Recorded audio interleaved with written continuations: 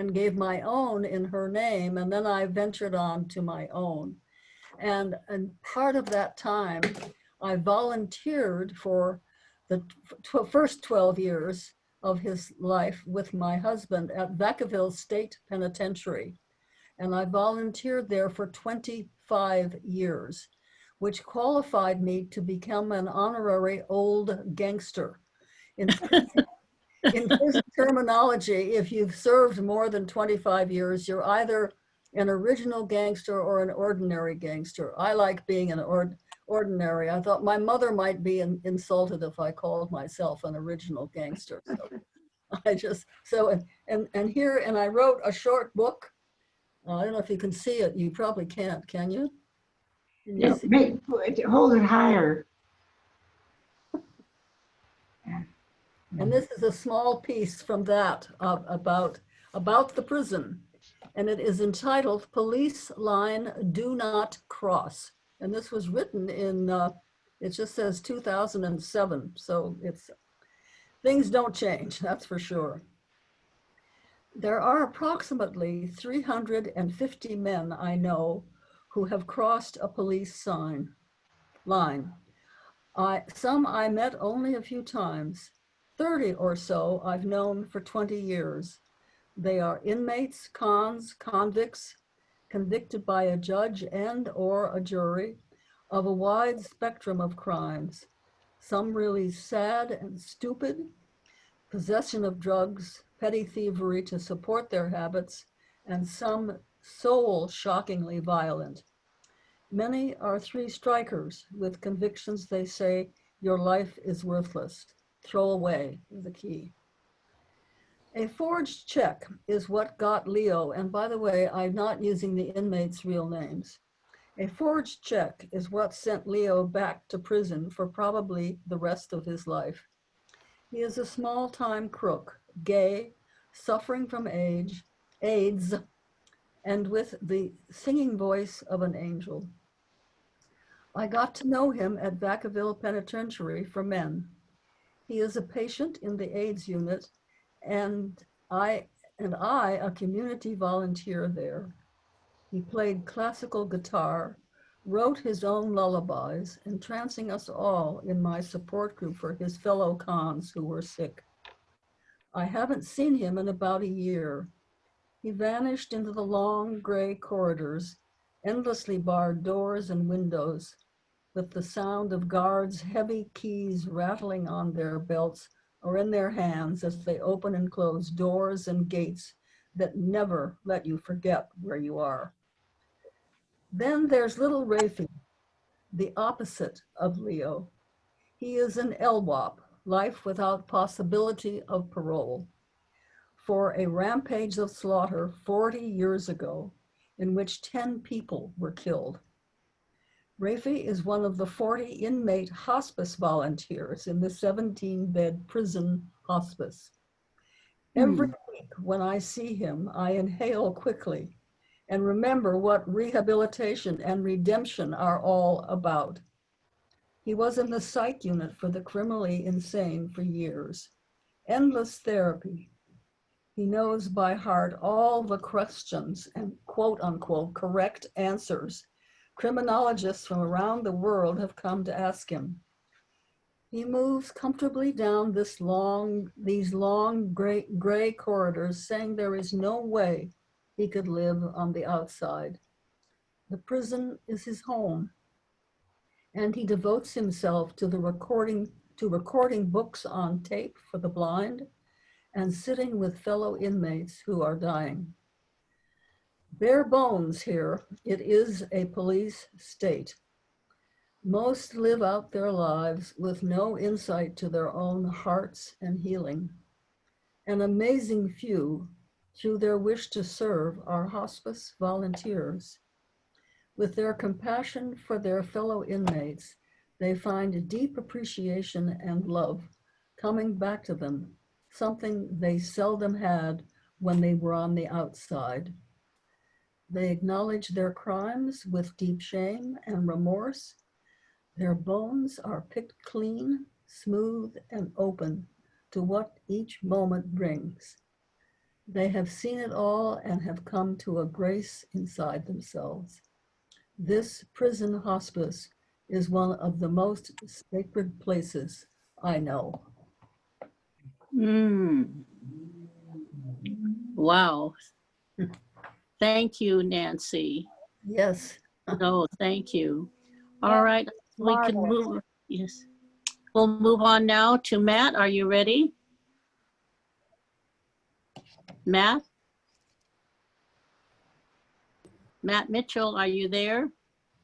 Yes, I am. Okay, are you ready to read? Yes, I'm Okay. ready to go. Go. All All right. right, my biography. Well, I started writing short stories in college, and it was easy to get them published because I was also an editor of the literary magazine and the Kimmer magazine. And then I kind of didn't do any of that stuff for a long time. I practiced law for a number of years, and in the course of that, I wrote a lot of briefs, and I wrote a couple of things that were published in law journals. Wrote a law book for continuing education in California. And then I quit doing that and went into another career practicing engineering without a license. And I wrote quite a number of technical papers, mainly to convince the government that they ought to keep giving me money. And finally, after I quit doing that, I decided it's time to go back and start writing fiction. So I've written several short stories. I've got drafts of 4 novels. I'm trying to peddle one of them without much success. But I thought I'd read today a short story. This has been around for a while, and one version of it, an earlier version of it, was first runner-up in a contest at the Los Angeles Review. Current version is what I'm going to read, and it's entitled A Horse Drawn Quickly. The Committee on Grade Inflation assembled in the office of the Dean of Students. The Dean, a tall, gaunt Yankee, took his place at the head of the venerable charter table. Ranked down the table to his left were the elegant Joaquin Caravallo, professor of fine arts, heavily bearded Ernest Knobloch, economics, and Ian Swiftsure, English. On the right side of the table were Robert Atkinson, history, and Janet Ryan, football, with the muscles to match the job. The far end of the table, facing the dean, sat Assistant Professor Nguyen No, a slight young man looking uncomfortable in a white shirt, necktie, and sport jacket. His senior colleagues regarded Assistant Professor No with curiosity. Why don't you begin, Professor No, the dean said. Assistant Professor No placed a sheet of paper in the middle of the table. I do not know how to grade this answer, he said. The committee leaned in from both sides. What is it? English asked. It's a horse football set. Anybody can see that. What a horse. Look at the muscles, the stance, the action. Looks as if he's striking sparks from the pavement. And the mane and the tail. What a magnificent animal. He's harnessed to something, a block of some kind. Let me see that. Fine Arts reached down the table for the drawing. Something of the Han horse he used, but the nostrils are definitely Da Vinci. The perspective's correct. And yes, you are right. It is definitely a stallion. Fine Arts looked at the name at the top of the page. Ruby McClatchy, he read. She's a fine arts major. She's in 2 of my classes. How long did it take her to do this? 15 minutes. It was a pop quiz. Fine Arts frowned. Pop quiz? That's a strange idea. Are you new in the department? I don't believe I've seen you before. I am in the physics department, Assistant Professor No replied. This is my first year. Let me see that, History said. Fine Arts surrendered the drawing, and History examined it carefully before observing. It's interesting the way this harness is arranged with the band across the withers to keep the traces from sagging. Whether said English. He was a little hard of hearing. What's weather got to do with it? Withers, Football said, raising her voice. You know, the horse's ass. English gave Football a withering glance. A horse's withers are at the shoulder, he said. Let's get to the point, the dean said. What does this horse have to do with physics? Can you explain that to us, Dr. No? We require students to make a sketch to visualize the problem before they calculate the solution. So this girl spent all her time making a fancy perspective drawing and didn't leave time to do the calculations. She obviously didn't allocate her resources properly. I wondered if women, economics began. No, God damn it, roared Football. Don't you dare go there. She slapped the charter table for emphasis. Okay, the dean said, let's try to get back on track. This was a physics problem. Perhaps it would help if you could state the problem, to which this word appears to be Ms. McClatchy's complete answer. The problem is stated as follows, Assistant Professor No said. A horse shod with steel horseshoes and with a total mass of 400 kilograms is harnessed to a concrete block with a mass of 400 kilograms. If the horse tows the concrete block 10 meters across a concrete floor in 20 seconds at constant speed, how much power does the horse put out? Assume friction factors of 0.75 for concrete on concrete and 0.5 for steel on concrete. What was this girl, a woman, doing taking physics history as? She didn't have to take physics. I think she has a friendship with David Carnes. They sit together in the back row of my classroom. Who's this Carnes, English asked. He's our quarterback, Football explained. Smart kid, he's physics major. Did Carnes do the calculations, economics wondered? Assistant Professor No nodded. Mr. Carnes calculated 1,470 Newton meters per second. Is that correct, the dean asked? Assuming the horse can pull the block, that is correct. Well, that's it, said the dean. It's an F for Ms. McClatchy. We agreed on that. He swung his glance around the table, pausing at Football. There is a difficulty, Assistant Professor No said. It is sort of a trick question. The horse cannot do it. What do you mean the horse cannot do it? English demanded. How much power does it take to move the block? As I said, Assistant Professor No replied, 1,470 Newton meters per second, 1,470 watts. How much power is that in some unit we can understand, like, well, say, horsepower, English persisted.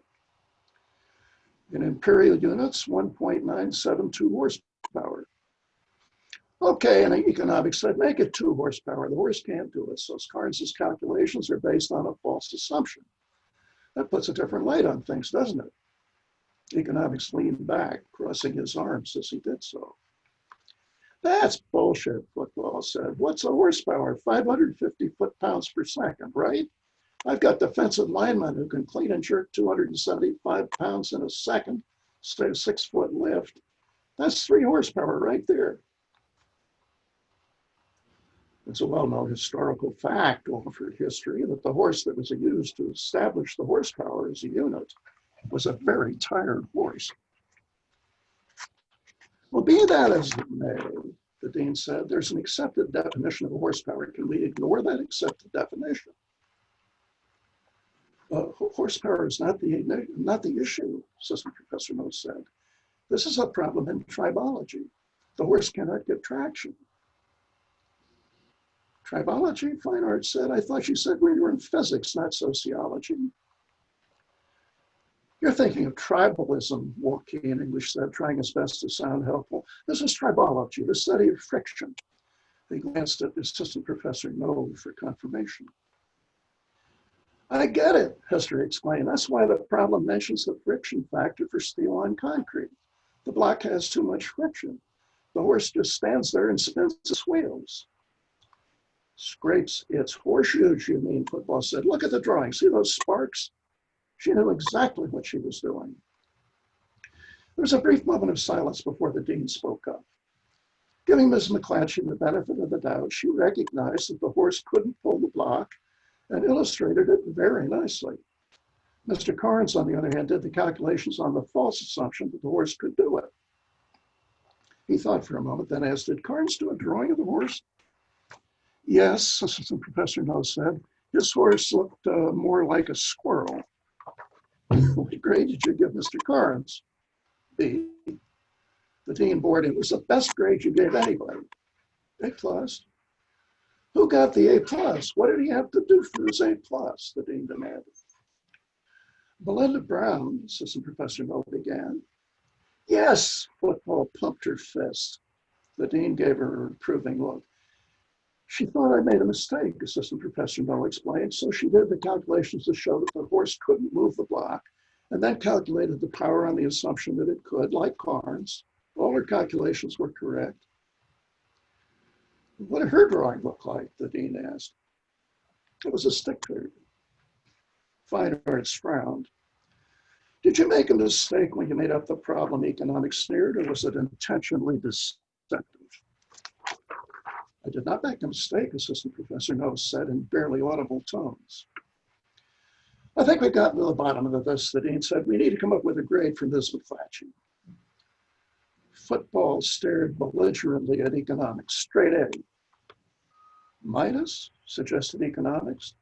Nobody seconded the thought. Okay, that's it, the dean said, straight A. Thank you, Assistant Professor No said. He departed, closing the door behind him.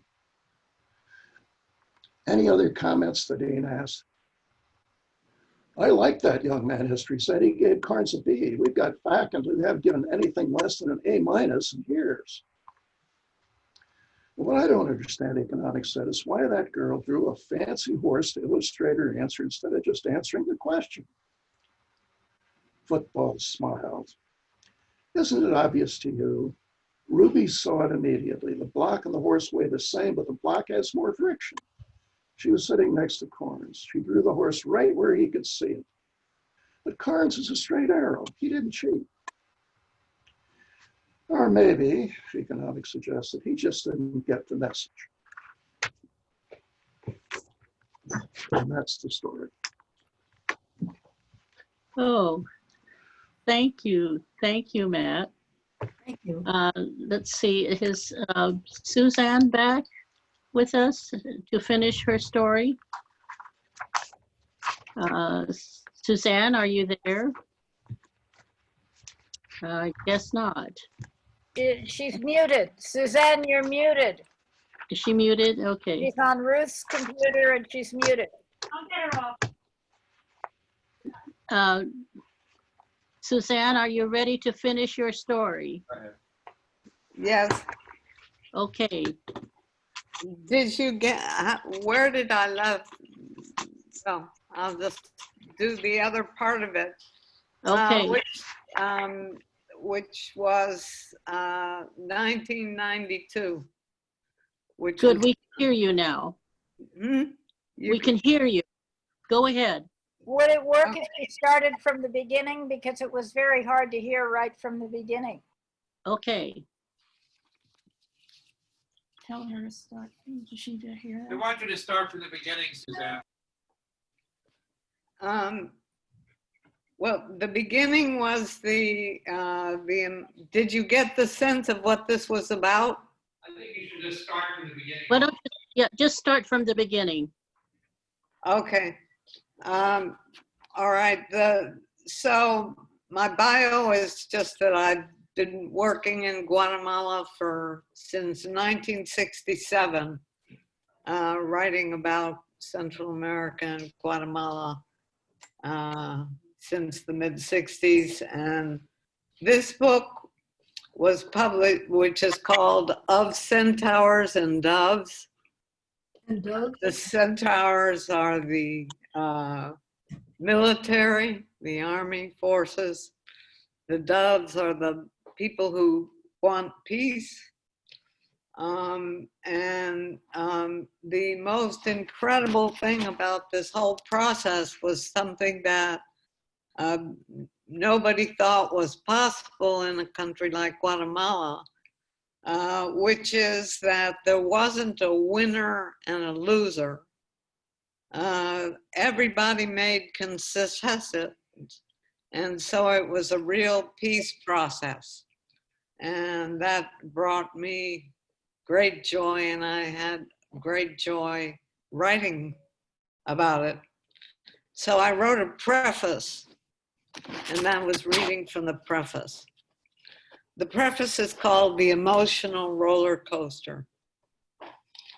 Objectively, a peace negotiation is a matter of cold calculations of power and advantage by two warring parties, by all standards, the most Machiavellian of events. How then is it possible for an observer or chronicler of such a process, a foreigner at that, to become so emotionally involved with the course of such a negotiation as to experience ups and downs more typical of affairs of the heart?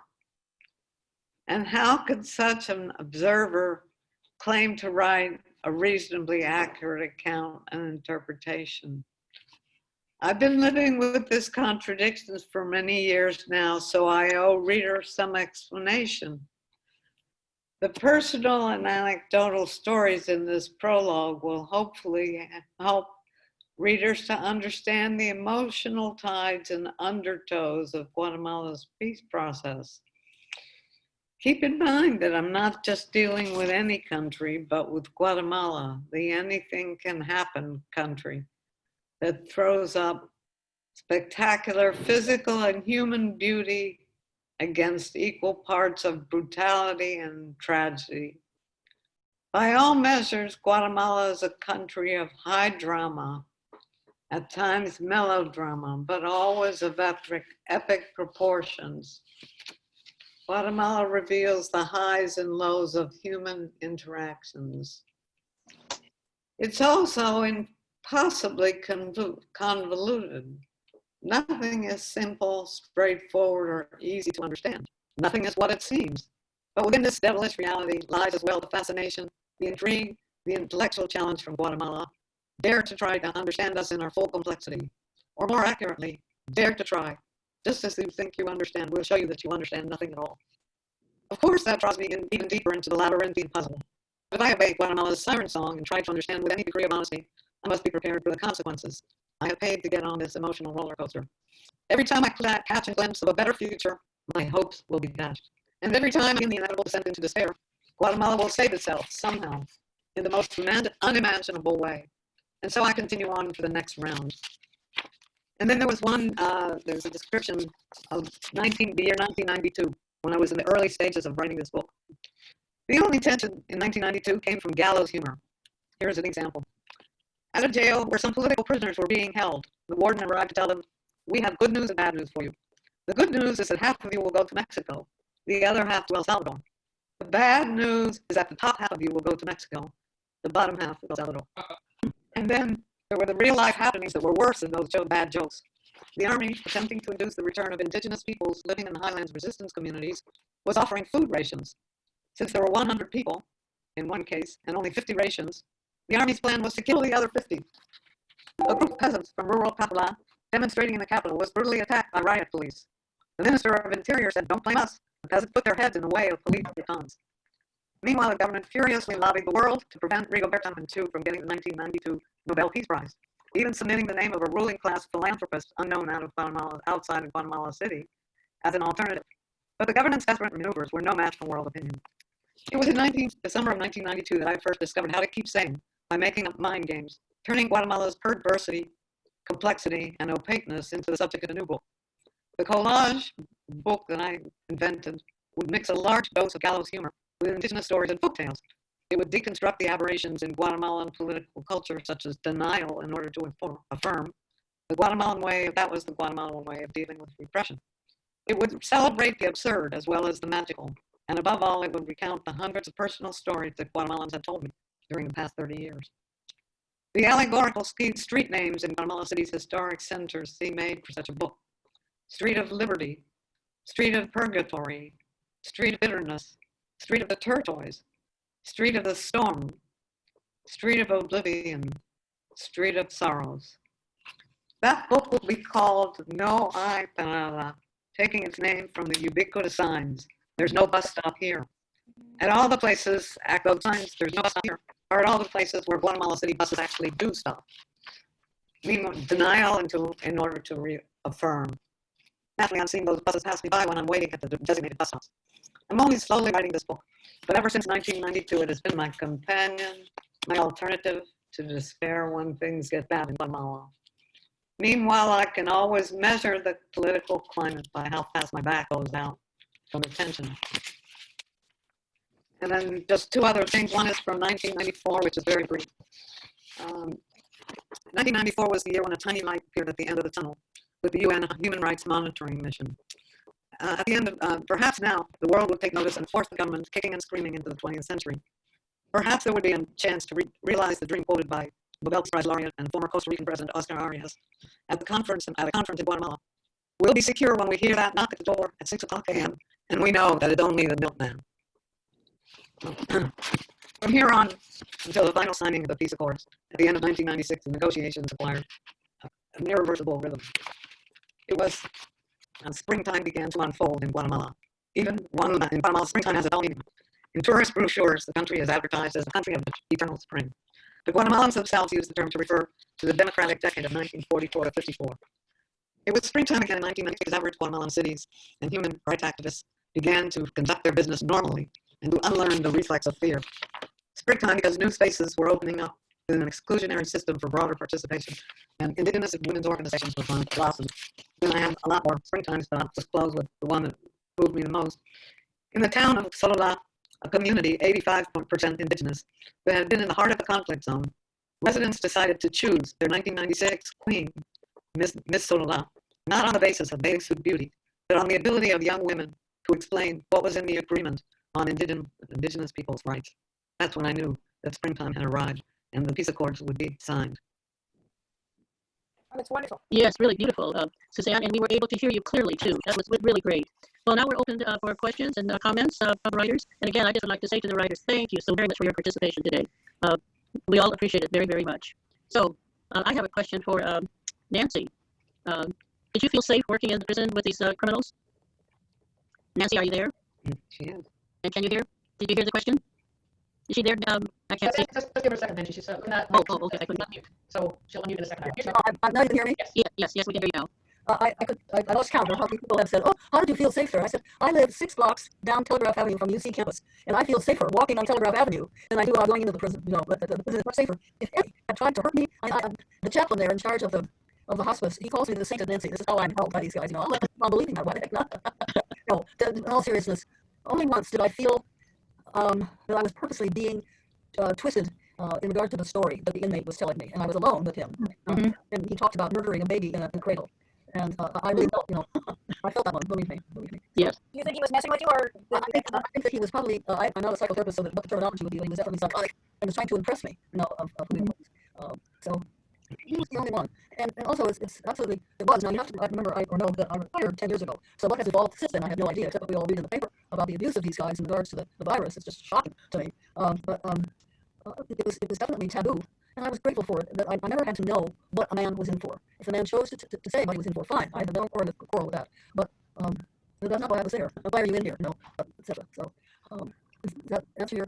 Yeah, yes. Okay, because I do have one comment. I cannot resist to do this. And not in any way, Suzanne, to denigrate, but you were very beautiful. I'm so glad that we got to hear it again. I'm a great believer in the occult, if you will, just to give it a general title, and with horoscopes. And the sign for Sagittarians is the centaur. And I have both of my husbands and my father were all Sagittarians. I know, here we are. A wonderful cartoon that was in some book about sites shows this one standing. It's 2 figures, a woman and a centaur. And the woman is standing in front of the centaur with her arms crossed like this, and she obviously has never dealt with this creature. And she says, "To some people, you may be a centaur, but to me, you're a horse's ass." And that's what I like to tell all the Sagittarians. That I love you. You're very wonderful people. And nothing to do with all please. Well, your stories were really great today, all 3 of you. Any other comments or questions, folks? Flossie has her hand up, but Flossie, you will need to unmute, because I can't unmute you. Flossie's here, or she? Flossie's here, so give her a second. Here's She's unmuted. Go ahead, Flossie. Okay, I want to talk to Matt Mitchell. Can I? Yes, please do. Absolutely. Go ahead. How are you? I'm here. I'm unmuted. I'm ready to talk. What's up? Look, you're telling a story that has to do with education, in quotes. That's true. Do you have a printed copy of that story so that I can have a quick look at it? Yeah, I haven't had it read from. I'll be happy to put it in the Let's box. have it, please. Okay? Sure. Thank you very much. Good. Thank you, Benji. Oh, you're welcome. Very welcome. For our Susanna, what a treat that was to hear her info. Yeah. Bravo, bravo, bravo. Yes, I would say the same as, Suzanne, it was wonderful to be able to hear you. You were very loud and clear. Excellent. We can see you. Yes, Susanna yes. could see you. Yes, you could hear me clearly. I gotta figure out what's wrong with my computer. Yeah, it was a lot better here than it is on the bench every night. It's delightful to hear and see you. Yes, it was better than this morning, for sure. Oh, should Suzanne just not use my computer whenever she's going to? No, because I'm on tomorrow too. Okay, are there any other comments or questions of the writers? Yes, Yes, I love the ending of Suzanne's story, the choosing of the criteria of choosing the beauty queen. Yes. It was beautiful. that was beautiful, that too. Very nice. That I know nothing about excuse me, the Guatemalan culture, but and I think it's almost impossible if you aren't born into a culture to really understand it. You may, and I felt your compassion and your closeness and truly love of the place. And, Yeah, you know, yes. and if you believed in previous lives, which I do, how many times have you been to Guatemalan? You know, get back there. Yes. Yeah, how long were you there, Suzanne? Well, it wasn't that I never stayed there. Oh, lived there. I would go every year for the summer when I wasn't teaching. I see. Mhm. So, I did that for, and even before I started teaching. So I've been going down there for 5 decades. Suzanne, when you interview people in the indigenous communities, do they use regular Spanish or is it a dialect or do you understand that well? Oh, good question. There are 22 indigenous languages. And, I'm not an anthropologist, so I can only speak with the people who speak Spanish. Mhm. Yes. Did you have interpreters then when you communicated with the outlying areas or the mountainous areas? There would be an interpreter inevitably there. Yeah. Good. Very good. So, bravo. Yes, thanks, Suzanne. That was really, really wonderful. Well, if you don't have any more questions right now or comments for the writers, I would like to read something to end our program. I read it this morning in the writing group, and I think it's important for all of you, especially our listeners. I've learned over the years of writing, especially about the Filipino American experience, my memoir and my family stories, is that we must document our life experiences or they would be lost. If we do not tell our own story, then others will tell it for us, as they interpret it, and we risk losing the essence and truth about our experience. That history could fade from memory, and one day our children's children could be asking, who were our ancestors? What did they do? And there could be no one to answer and nowhere to go. Okay. So something to think about in terms of your writing. You, Benji. Yes. Thank you. You're very welcome. Angie, may I add a footnote to that? Sure, yes, please do. Okay, I have I was here. No. Yes. Yes. Okay. Oh, yes. I was there maybe 40 years ago, Ruth, and with my husband. And as soon as we got there, this man approached us, and he was a Cub Scout. And they were up on the crest overnight, and he was burned by the bomb. And he made his living going around telling his story at Hiroshima and asking for donations. Yeah, it just sears my soul, that place. Yes, oh gosh. Sears Is my soul. this the day that Hiroshima was bombed? Yesterday, It was yesterday, yeah. 75 years ago. Yeah, yes. Was it the 6th? I thought it was the 7th. Well, maybe because Nagasaki is the 8th of anyway. Mhm. Yeah, It's around this time, 75 years ago. Yes. Yes, Ruth. You talked in the previous nice writing about going up Magnolia Street, Yes. and I saw a place, a famous silver restaurant, Selma Ichi, is on Magnolia Street. Oh, okay. Do you know what cross street? I know, you should go there someday. All right, I'll let you know. That would be great. Oh, yes. And I like It was that. it was on Check Please last night. Oh, yes. Channel 9. What's on Channel 9? It was Check Please is they talked about restaurants and they talked about this Soba Ichi, which is a very handmade soba restaurant that looks Oh, like okay. on the street where Yes. people go up, or at least I don't know which block, but it's on Magnolia Street. Yeah, it was on 12th and Magnolia. I don't know. So it must be a little closer to downtown. Maybe at 10th or 9th, somewhere in there. I don't know. Okay, we'll check it out. So anyway, any more questions or comments you'd like to make? Well, Then this is- I'll let you know for what we'll have next week. The readers for next week. Can I just add something? Just on that subject. I dreamed last night that my daughter and I were walking down Ridge Street in San Francisco, and no one was wearing a mask. Oh, dear. Oh. Anyway, let me tell you next August 14th, the readers will be Peggy Alter, Fran Harris, Ritter Dukoff, and Angie Gibson. Another week to look forward to. Same With our time, same writers. station? Same time, same station? Oh, yes. And again, may I thank the writers today, Matt, Susan, and Nancy. Thank you very, very much. Great job. You are just wonderful, all three of you. Thank you. Yes, thank you all. Stories, and I have to get back to it.